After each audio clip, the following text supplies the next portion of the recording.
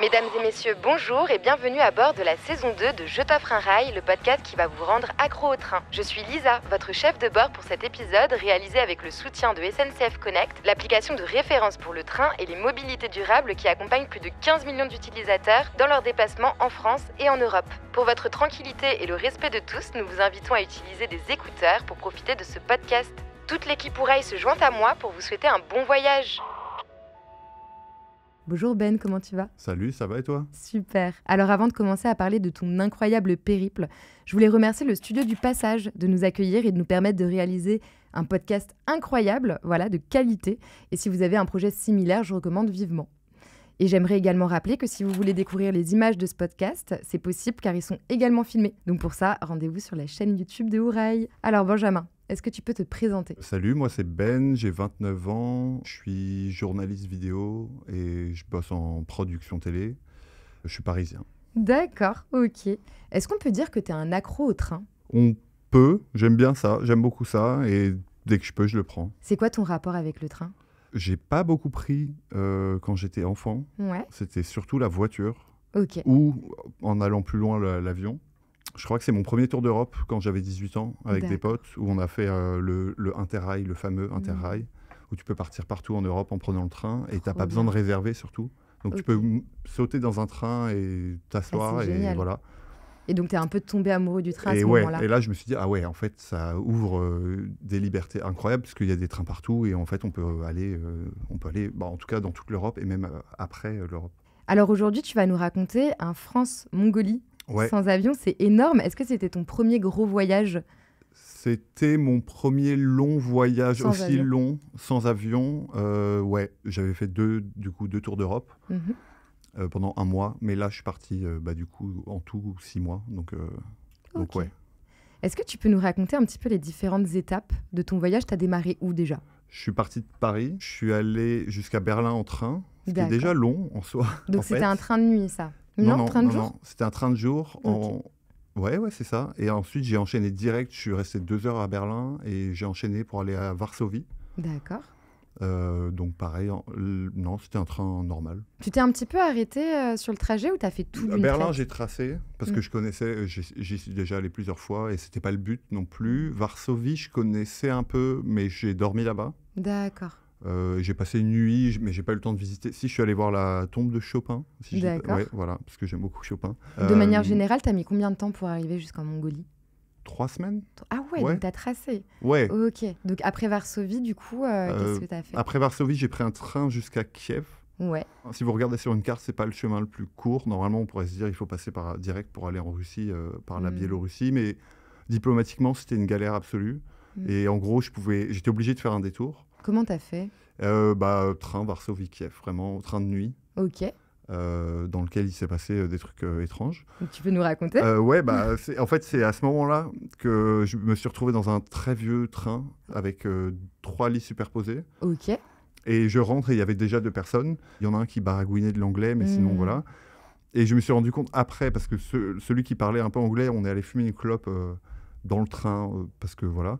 Et il m'a expliqué qu'il était policier, donc garde du corps en Ukraine, qu'il était ukrainien. Donc c'était un garde du corps ukrainien d'un maire en Ukraine. Donc je me dis pourquoi pas. Et il me dit, pendant qu'on fume une clope, il me dit fais attention au monsieur qui est avec nous, qui dort avec nous. Et donc ce monsieur, il ressemblait à Pierre Bellemare. L'autre, il ressemblait à Pierre Bellemare en un peu plus gros. Et ce monsieur me dit que c'est un mafieux russe. Donc il avait un tatouage, un petit cœur là, mais c'était un vieux monsieur, il avait 65 ans, 70 ans. Ouais. Mais il me dit fais attention. C'était un mafieux russe. C'est un mafieux russe. Et donc je me retrouve à devoir dormir avec ce flic ukrainien et ce mafieux russe. Au final, ils se sont bien entendus, mais moi c'était ça dont j'avais plus peur, c'était qu'ils s'embrouillent parce que en plus les 2 pays étaient déjà en guerre. Et en plus, flic contre mafieux, je me dis, bon... Et comment il a su que c'était un mafieux, Ils se sont parlé vite fait, il a reconnu le tatouage apparemment, qui était un truc de mafieux russe. Waouh. Et donc, il m'a dit, ouais, fais gaffe quand même, ce gars-là, en gros, il pèse un peu dans la mafia. Je sais pas quelle mafia, je sais pas. Et puis, qu'est-ce qu'il fout dans un train ? Il n'était pas méchant avec moi, ils m'ont offert à boire, à manger, comme partout où j'allais. De toute façon, tout le monde dès que tu sors de l'Europe occidentale, tout le monde est surpris de voir un occidental, et donc tout le monde est trop content et t'offre à manger et à boire. Donc ils étaient très sympas, mais j'ai quand même dormi un peu, genre un œil... un peu ouvert, un quoi. œil ouvert, genre bon, ok. Complètement dingue. Ouais. Ça a duré combien de temps? Je sais pas, 12 heures, 13 heures au moins de train, en tout. Et donc on est arrivé à Kiev. Pareil, là, j'avais pas prévu de rester, déjà parce que le but, c'était déjà d'atteindre la Russie, et je me suis dit, plus je reste en Ukraine, plus, je sais pas, on peut m'embêter diplomatiquement sur mon passeport, ou je sais pas quoi. Je suis sorti le temps de fumer une clope à la gare de Kiev, et il y a un sans-abri qui est venu me voir et qui m'a demandé une clope, donc je lui offre une clope. Et il m'a commencé à me demander d'où je venais, donc je dis Frensia, c'est le seul mot en russe que je sais dire, c'est Frensia, et Spasiba qui veut dire merci. D'accord. Et il me fait « Ah, Frensia !» Et il me dit « Patriciakas ». Ouais. Donc moi, je suis là en mode « Quoi ?» Et il me parle de Patriciakas, et j'apprends que Patriciakas est très connu en Russie et dans les pays de l'Est. Il connaissait Thierry Henry, mais complètement dingue. Jean Reno, Luc Besson, il me sortait des noms comme ça, c'est très drôle. Parce qu'en plus, tu voyageais seul, donc j'imagine que les rencontres, ça facilitait un petit peu justement... Quand tu es seul, c'est beaucoup plus simple que quand tu es avec quelqu'un d'autre, de toute façon. Après, là, le but, c'était pas de me faire des amis, vu que je restais 2 heures à la gare et après je repartais. C'est plutôt le train Kiev-Moscou, où là, il fallait que je devienne pote avec des gens, même s'ils parlent pas anglais, au moins parce que je sais pas du tout comment ça va se passer, le passage de la frontière. Je viens de l'Ukraine, je vais en Russie, j'ai aucune idée. Plus de 10 heures en tout cas, c'est sûr. Waouh. Et un vieux train, vraiment vieux train, les toilettes horribles. Ça fait un boucan monstre. Quand tu vas dans l'entre-deux wagons, tu vois le sol qui défile. Enfin, vraiment. Oh là là. Ouais, pas ouf. Et et ils me disent vino, et ils sortent une bouteille en plastique de 2 litres avec un vin à une couleur de vinaigre et un goût de vinaigre. Ils m'ont enquillé les tasses, de grosses tasses là comme ça, qui boivent cul sec. J'en ai bu 3 et j'ai hyper bien dormi. Tu te dis, bon, en plus le gars, il a associé directement la France au vin, et il a du vin, je pense qu'il est très content de partager son truc. Drôle, ouais. Donc à manger, à boire, et ils étaient trop cool. Ouais. Bon, faut dormir dans un wagon avec 50 personnes qui ronflent, qui sont bourrés, qui font du bruit. Est-ce que tout le monde buvait dans ce train? Franchement, pas mal, ouais. Enfin, c'est vraiment très... limite familiale, les gens se connaissent pas, mais ils se partagent des trucs. Et donc, on arrive à Moscou. En fait, il n'y a pas eu de problème du tout avec le visa. Enfin, j'avais un visa russe, hein, évidemment, sinon j'aurais pas pu rentrer, mais pas vraiment de soucis, pas particulièrement. Je sais que, surtout en Russie, tu peux te faire arrêter pour rien, et enfin, il peut t'arriver des emmerdes de malade. Ouais. Donc, il faut faire gaffe. Il y a des pays où il faut faire plus gaffe que dans d'autres. Clairement. Pour plein de trucs, avec la police notamment. Il ne faut pas forcément leur faire confiance dans certains pays. Mais ça va, toi, tu t'es senti safe quand même? Ouais, non, il y a eu des moments mec, où tu te sentais pas... Je suis un homme, je suis blanc, c'est con, mais dans des pays comme ça joue de ouf, parce qu'il y a beaucoup de racisme. Je me suis jamais fait emmerder du tout, enfin, j'ai rien eu. Non, même au contraire, tout le monde était sympa. Je suis arrivé en Russie, j'avais pas Internet, je parle pas russe du tout. Et j'arrive à 5h du mat. Okay. J'avais une auberge, j'arrive à la station de métro de la dite auberge, mais j'ai aucune idée de où elle est. Ouais. Elle peut être à 25 minutes de marche dans n'importe quelle direction. Et j'arrête, le premier mec que je vois, c'était un étudiant de 20 piges qui sortait de boîte, qui était un peu éméché. Okay. Et je lui explique en anglais, et heureusement, il faut toujours parler aux jeunes, parce que les jeunes, ils ont des cours d'anglais, contrairement aux plus âgés. Et je lui explique, voilà, je cherche mon auberge et tout. Il m'a accompagné jusqu'à l'auberge, qui était à l'autre bout de chez lui. Et il m'a ramené tout le long, on a discuté, et il m'a dit, il a vérifié que j'étais bien safe, que je suis rentré dans le truc et tout. En fait, tu flippes parce que l'image que tu as d'un pays, elle n'est pas forcément bonne, parce qu'elle vient de plein de trucs différents. Et en fait, quand tu es sur place, tu te rends compte que tout le monde est gentil la plupart du temps. Encore une fois, je suis un homme blanc. J'aurais été une femme ou quelqu'un de non blanc, je sais pas trop. Je peux pas parler à la place de ces gens-là, en tout cas. T'es resté longtemps à Moscou? Combien de temps? 4-5 jours. Okay, le temps de visiter. Ouais, j'ai pu visiter. Pour le coup, je sais pas si je vais retourner plein de fois à Moscou, donc j'ai fait le tour, la place rouge, tous les trucs. Qu'est-ce que tu as vu qui t'a plu, par exemple, là-bas? Tout ce qu'il y a autour de la place rouge, l'architecture est ouf, la nourriture est vraiment cool. C'est bien fat, parce qu'il fait froid. J'étais en hiver encore, donc il faisait entre 0 et -10, on va dire, à Moscou. Ah ouais, parce qu'en plus, tu y as été en hiver. Ouais. Oh là là. Ouais, et ça change quand même un peu ton pactage, parce que du coup, des trucs de froid et c'est 10 fois plus gros. J'avais un énorme manteau. Ah ouais, bah ouais, tu ça, l'as préparé en amont, bah oui. j'imagine. Moi, j'aime bien ne pas avoir à prévoir. Mais là, tu es un peu obligé, en fait. Ouais. Pour les visas, tu es obligé. Donc, tu dois les faire avant. Je les ai fait à l'arrache. À quelques jours près, je ne pouvais pas le faire. Enfin, tu les as fait de France? De France, ouais. À Paris, tu vas dans les consulats. C'est pas si compliqué, mais c'est cher. Il faut des photos de formats différents. C'est un peu chiant. Et puis, tu dois justifier de toutes tes étapes, en fait. Okay. Donc, tu peux mentir dans l'absolu. Mais il faut quand même que tu puisses justifier de ton voyage. Ils prennent ça, c'est pas bizarre pour eux de voir que tu prends que le train Bah, notamment, ils peuvent se poser la question. Après, ils voient bien, à ce moment-là, j'ai une tête de voyageur touriste, j'ai un gros sac. Après, donc, j'ai pris le Transsibérien. Donc, Transsibérien jusqu'au lac Baïkal. Donc, 3 jours et demi de train. Non-stop. Enfin, si, il y a des petites pauses, mais t'as pas de douche, t'as pas de... Voilà.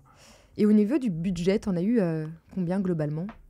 En général, j'essaie de dépenser le moins de thunes. Quitte à ensuite me faire une bonne expérience. Je préfère dormir mal 4 jours pour ensuite me faire un bon hôtel ou un bon resto ou un truc comme ça. C'est pas très cher, le Transsibérien. J'avais payé 350 balles, je crois, pour 3 jours et demi jusqu'au lac Baïkal. Donc, ça va. Enfin, je pense donc que... de Moscou au lac Baïkal. Je crois que c'était 200 € pour aller jusqu'en Mongolie. Donc, on va dire 500 € pour aller de Moscou à Oulan-Bator. Ça se passe comment, le Transsibérien, d'ailleurs ? Bah, c'est un peu flippant parce que tu te dis, OK, c'est parti pour 3 jours et demi au moins. Si tu veux le faire d'un bout à l'autre jusqu'à Vladivostok, c'est 5 jours. Moi, je m'arrêtais avant, donc 3 jours et demi, mais j'ai jamais fait ça, être dans un moyen de transport pendant 3 jours et demi. Mais il s'arrête un petit peu, le train. Il s'arrête à certains moments, mais il s'arrête 1 ou 2 heures. Tu as le temps de sortir, d'acheter à manger, parce qu'il y a des vendeurs le long des voies et tout, mais il fait super froid, il fait nuit, et c'est vide, en fait. Ils vendent à manger dans le Transsibérien ? Ils vendent à manger, mais en vrai, il faut faire ses courses avant. T'achètes des trucs lyophilisés. Et toi, des gâteaux, des machins. T'étais dans quelle voiture ? J'étais dans une voiture... Ah si, j'étais en 3e classe, donc la pire. Donc celle où t'es à 50, ou je sais pas combien, et t'as des lits partout, et c'est un peu un dortoir géant. Donc, bah, t'as de la promiscuité. Il y avait moins ce truc-là, un peu chaleureux. Il y a juste un gars, pendant tout le trajet, quasiment, qui me parlait non-stop, mais c'était limite trop. Il me parlait en anglais, mais je comprenais rien parce qu'il parlait très mal. Mais c'est pas grave, hein, je le juge pas. Et il me montrait des photos sur son portable, mais des centaines de photos. Et il commentait chaque photo. Et donc, au bout de plusieurs heures de ça, j'étais en mode laisse-moi dormir. Et tout le monde se parlait un petit peu. C'était comment l'ambiance Entre eux, il me regardait un peu en mode qu'est-ce qu'il fout là, lui parce que j'étais le seul. Ça se voyait que j'étais un touriste. J'étais pas là à prendre des photos et tout, mais ça se voyait clairement que j'étais un touriste. En fait, il y a une femme qui est chargée de chaque wagon dans le Transsibérien. C'est très souvent une femme. Et qui... En gros, t'as pas le droit de boire dans le Transsibérien, d'alcool. Ouais. Parce que je pense qu'il y a sinon 50 personnes bourrées à je sais pas quoi, ça peut vite partir en cacahuète. Total. Donc pas d'alcool. Et elle gère tout. Si t'as un problème, si t'as quoi que ce soit, elle t'aide. Et elle était trop sympa avec moi. Elle m'a un peu pris sous son aile en mode un peu maman poule. Quand elle a su que je venais de Paris, quand je lui ai dit que je venais de Paris, elle avait des étoiles dans les yeux, mais vraiment, elle était là. Elle a vraiment fait ce geste de « Oh, Paris », comme ça. Et en fait, il y a dans ces coins-là, dans les pays de l'Est et en Russie, il y a la France est bien vue. Je ne sais pas si c'est encore le cas après la guerre, le déclenchement de la guerre, je suis beaucoup moins sûr. Mais en tout cas, à ce moment-là, clairement. Donc, tu étais plutôt bien reçu et ton expérience a été bonne dans sa globalité du Transsibérien ? Bah, c'est marrant. C'est un autre monde. Et puis, c'est le vide dehors. C'est vraiment... Il n'y a rien. C'est trop bizarre de voir à perte de vue rien. Donc, que de la glace, de la neige et des arbres. Et ça devait être beau quand même. C'est super beau. Tu peux regarder, tu peux passer 2 heures à juste faire comme ça par la fenêtre. Mais vraiment. Hein. Mais il y a un peu un côté Snowpiercer, le film où il n'y a que le train. Tu as un peu l'impression que si tu sors, tu meurs.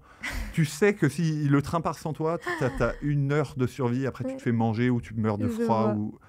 Et plus tu avances, plus il fait froid en plus. Tu arrives en Sibérie et tout, il commence à faire moins 18, moins 20, machin. Ça, tu le sentais à chaque fois que tu descendais des stations. Ouais.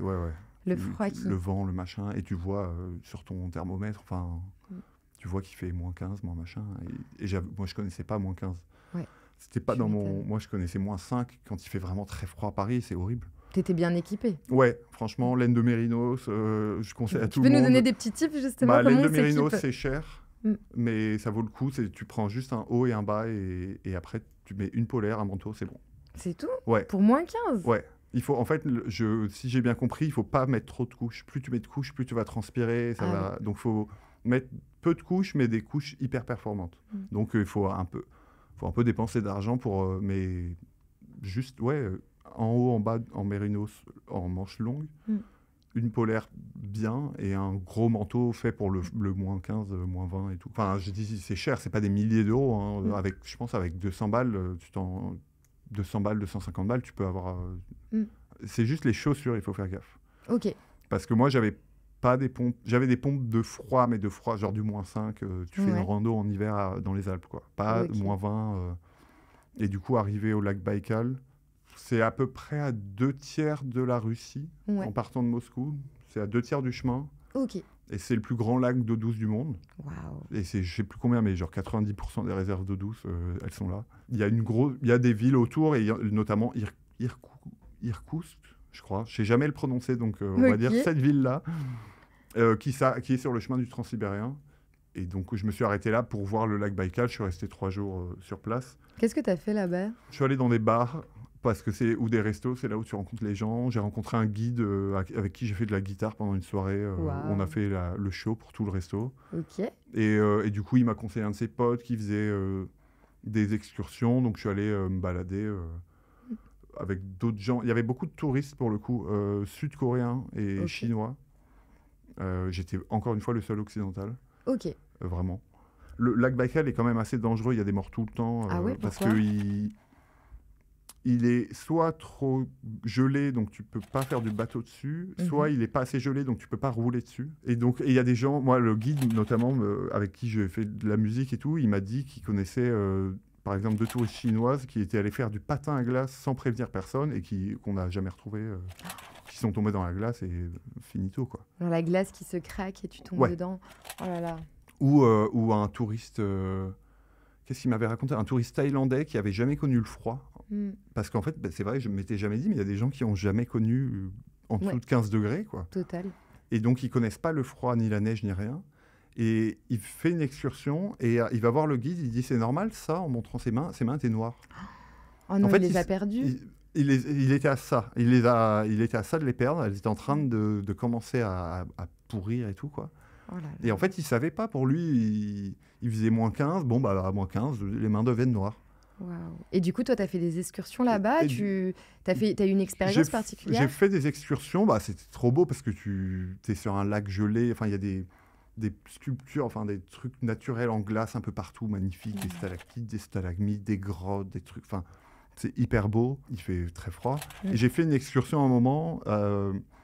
On était, je sais pas, quelques touristes. C'était que je crois que c'était que des personnes chinoises.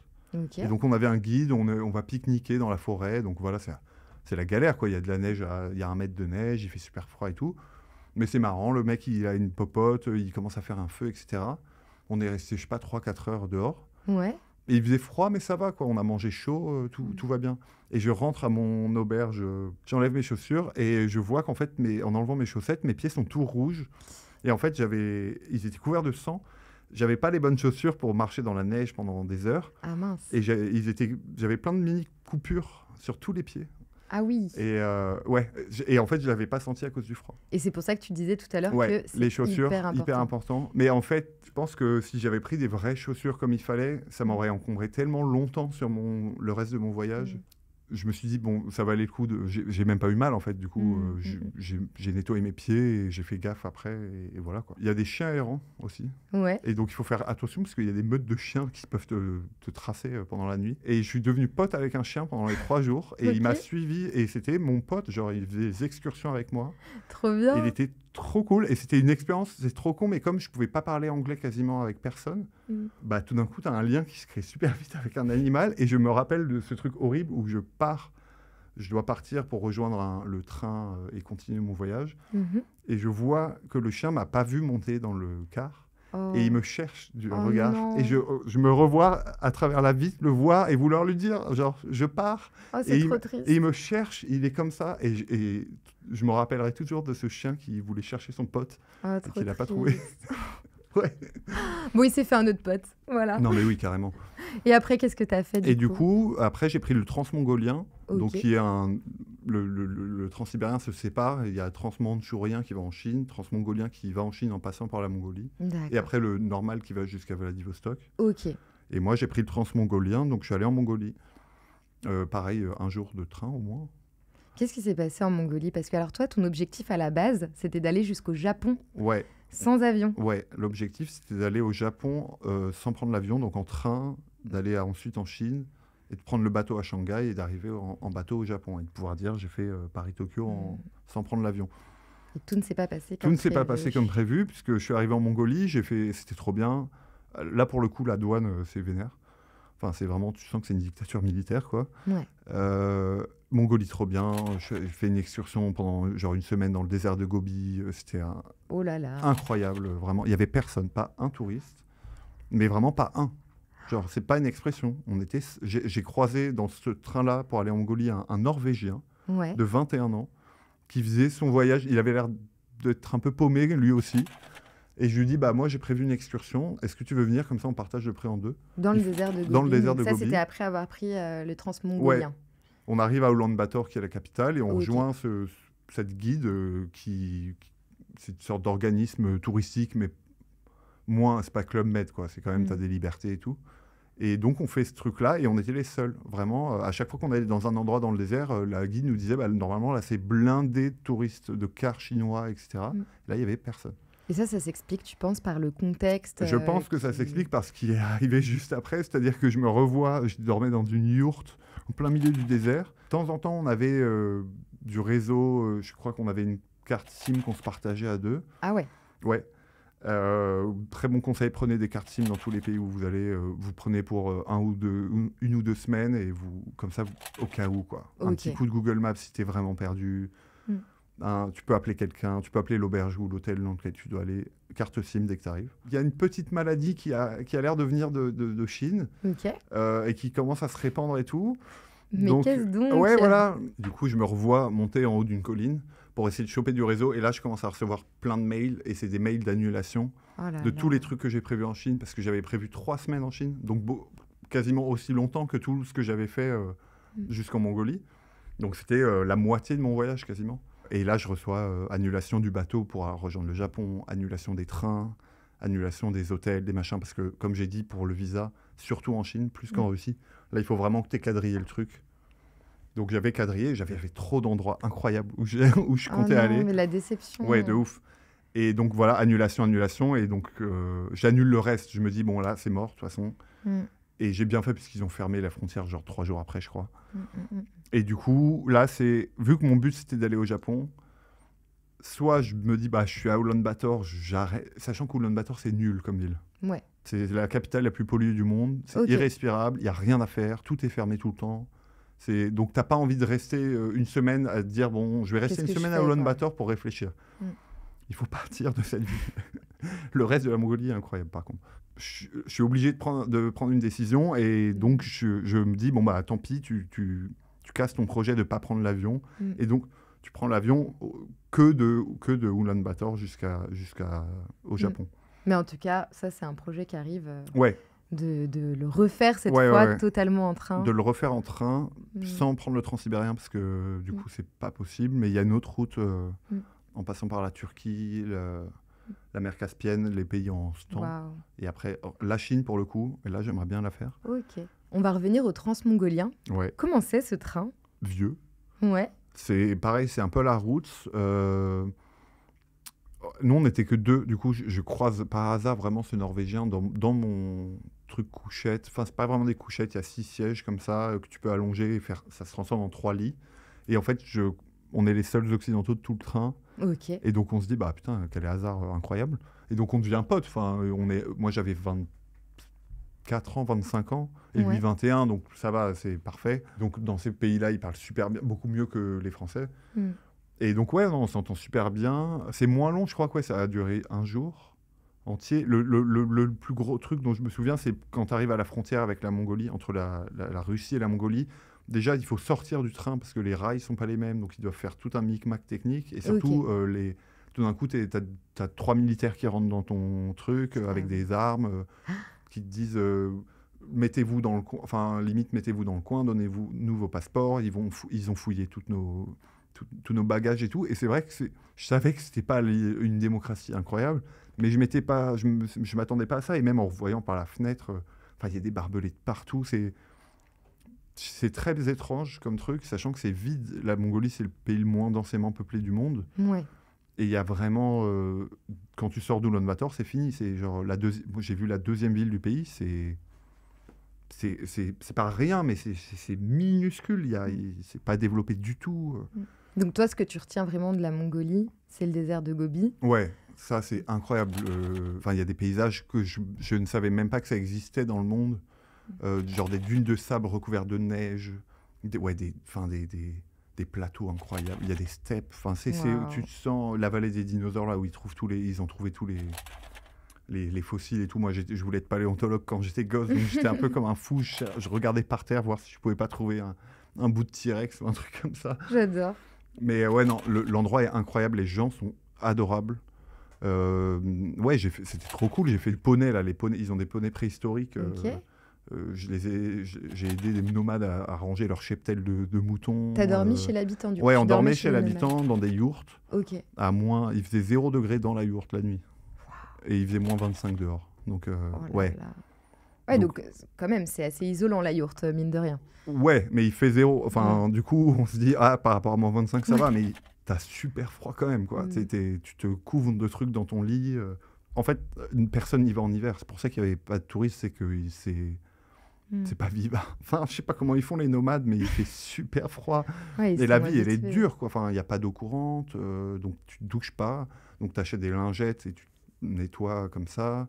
Toi, t'as aimé cette expérience? Ouais, moi, j'avoue, le froid me dérange pas trop, déjà. Donc ça, au final, une fois que tu as mis ça de côté, t'as un peu l'impression d'être dans un épisode de J'irai dormir chez vous. De Rendez-vous en terre inconnue, sauf que t'es pas une méga star qui vit dans une bulle déconnectée. Si, parce que tu habites en France et tout, mais là, tu es vraiment avec eux. Y a pas, c'est pas filmé, t'as rien à prouver. T'es juste, je me rappelle, un moment, on va dans la maison dans la yourte d'une famille, ils vivent à 15 dedans, tu vois. Il y avait un petit bébé mouton qui avait genre 10 jours. Ah non, mais genre, je fondais à chaque fois que je le voyais, il venait comme ça, c'était trop mignon. Le vieux de la maison qui me file du tabac à sniffer, que je ne connaissais pas. Et donc, il me dit, tiens, il me met du tabac sur la main, il me montre comment faire. Et donc, je me retrouve à sniffer du tabac. Ne faites pas ça, c'est pas bon. Clairement. Et pareil, ils font goûter des alcools de juments, machin, du lait fermenté. Mais ils sont trop sympas. Ils partagent des trucs avec toi. Il faut pas y aller en mode colon, je sais pas comment dire, mais il faut vraiment te dire... Il faut être ouvert, en fait, faut à être méga ouvert à toutes les expériences possibles. Et tu vas vivre des trucs incroyables à chaque fois, quoi. Tout le monde est gentil. Tu te rends compte en voyageant que la nature humaine de base est d'être gentil, bienveillant, plein d'amour. Après, la vie fait que tu peux devenir un méchant. Mais la plupart du temps, les gens sont bienveillants. Et ça, c'est en voyageant que tu te rends compte. C'est quoi l'anecdote qui t'a le plus marqué durant ton voyage? Déjà, le Patricia Cass du sans-abri en Ukraine était assez incroyable. Ouais. Mais les levées de soleil en Mongolie, dans le désert, ça, c'était vraiment incroyable. Ou la Voie lactée. Vu qu'il n'y a pas de lumière, il n'y a personne dans le désert, c'est un des endroits le plus propice pour observer les étoiles. Et en fait, là, pour le coup, le ciel est recouvert d'étoiles. Et j'ai jamais vu ça. J'avais pas de quoi prendre en photo, immortaliser le truc. Mais ça, c'était incroyable. Vraiment, une nature. La Mongolie, je conseille à tout le monde. Dingue. C'était trop beau. Et qu'est-ce qui t'a apporté ce voyage, personnellement? Tu te rends compte que tu es débrouillard ou non, en fait. Moi, j'avoue, j'ai énormément de chance en voyage. J'ai aucune galère. Et même quand j'en ai une, ça se goupille super bien en 2 secondes. Donc, j'ai l'impression que je suis privilégié en ce sens-là, parce que j'ai déjà croisé plein de gens qui ont eu plein de galères en voyage. Moi, j'ai toujours de la chance. Peut-être que j'ai un 6e sens qui fait que je vais pas dans les endroits bourbiers. Je peux aller, tu me mets n'importe où sur Terre et je peux me débrouiller, je peux manger un peu n'importe quoi. Et j'aurais beaucoup moins peur des gens, parce que tu te rends compte que les gens sont gentils, quoi. Genre, c'est la morale des voyages, c'est les gens sont gentils. Je me demande comment tu l'avais préparé, ce voyage, à la base. Tu l'avais préparé longtemps à l'avance ? Pas tant que ça, 6 mois avant. Le truc le plus long à préparer, c'est les billets de train en Russie, les trucs comme ça, parce qu'il faut aller sur des sites russes. Tu peux passer par des agences en France, mais tu vas payer beaucoup plus. Et moi, le but, c'est pas dépenser d'argent, donc je fais tout moi-même. Tu avais tout réservé à l'avance, par exemple le transmongolien ? Ouais. C'est le pendant un peu négatif de ce voyage-là, c'est que tu peux pas dire, bon, bah, en fait, j'aime bien cette étape-là, je m'arrête une semaine. Tu peux, mais du coup, il va falloir reprendre un billet, repayer, etc. Donc, ouais, c'est un peu dommage, mais c'est aussi rassurant quand tu fais un voyage. Moi, c'était la première fois que je partais comme ça à l'inconnu aussi longtemps. C'est un peu rassurant de savoir que quand tu arrives dans un endroit, tu sais qu'il y a un endroit qui t'attend pour dormir. Même si moi, je prends toujours des trucs pas ouf pour dormir, parce que j'y vais que pour dormir, en fait. Genre, je vais pas dans des bonnes auberges. Genre, je suis prêt à payer 10 fois moins. Je veux juste être bien placé dans la ville. Mais tant que c'est pas insalubre, genre j'ai déjà fait des trucs insalubres horribles. Quand tu es en voyage, j'ai pas le temps, j'ai pas envie de faire une grasse mat, quoi. Tu vas vouloir le refaire, du coup, d'aller jusqu'au Japon. Donc cette fois, tu vas passer par où ? Turquie, traverser la Turquie. Ensuite, c'est Géorgie, Azerbaïdjan. C'est plus simple de passer par l'Arménie, mais pareil, diplomatiquement, c'est une galère. Donc Géorgie, Azerbaïdjan. Traverser la mer Caspienne, et ça, c'est le plus compliqué, parce que ça se fait quasiment plus. Il faut négocier pour avoir des places sur un ferry commercial ou des trucs comme ça. Et après, il y a tous les pays en stand, sur l'autre rive, Kazakhstan, Kirghizistan et tout. Donc ça, c'est un peu au pif, je crois. Tant que tu vas à l'est, tu arrives en Chine. Et après Chine, je vais refaire mon truc, du coup, que j'avais prévu en Chine, là, les 3 semaines au moins. Je vais faire le tour. Et après, bateau jusqu'au Japon. Mais le meilleur conseil, en vrai, c'est checker les forums, checker tous les trucs, les routards, les forums du guide du routard, les forums de un peu tout. Ou rail, pareil. Même dans les commentaires et tout, il y a toujours un gars qui va dire « Ah bah moi, j'ai fait ça. » Et tu te dis « Ah putain, c'est pas con. Ça m'évite de dépenser 100 balles en plus pour ça. Faites pas comme moi, faites vos visas à l'avance. » Parce que moi, j'ai payé le double, du coup, pour le faire en accéléré. Équipez-vous bien. Ouais. Surtout les chaussures. Surtout les pompes. Ouais. Et n'ayez pas peur. Et faites-le tout seul, vraiment. J'ai une pote qui est partie au Pérou 1 mois toute seule, une autre qui a fait 3 mois en Inde toute seule. On va recevoir des femmes d'ailleurs ici pour nous raconter leur voyage solo et ce qu'elles ont leur ressenti par rapport à ça. Mais il y a beaucoup de femmes qui le font de plus en plus. Bah, trop bien. Voilà, je tiens à le souligner quand même. Mais oui, ça doit être hyper intéressant d'avoir ce point de vue-là. Et pareil pour des personnes non blanches. C'est con, mais je suis sûr que je suis allé dans des pays où j'ai vécu des trucs trop bien. Et si j'étais pas blanc, ça aurait été une galère. Et ça se voit. Il y a des témoignages sur Twitter. N'allez pas dans tel pays, les gens sont racistes. On va pas faire de généralité, mais il y a plein d'endroits où c'est beaucoup plus galère, je pense. Et au Japon, pareil. On arrive à la fin de ce podcast. Merci beaucoup, Ben. À bientôt. À bientôt pour un prochain épisode. Mesdames et messieurs, vous êtes arrivés à destination terminus du train. Assurez-vous de n'avoir rien oublié et de vous abonner au podcast et à nos réseaux si ce n'est pas déjà fait. Toute l'équipe Ourail et SNCF Connect vous remercie d'avoir passé ce moment en compagnie de la Team Train et vous dit à bientôt pour un nouveau voyage bas carbone.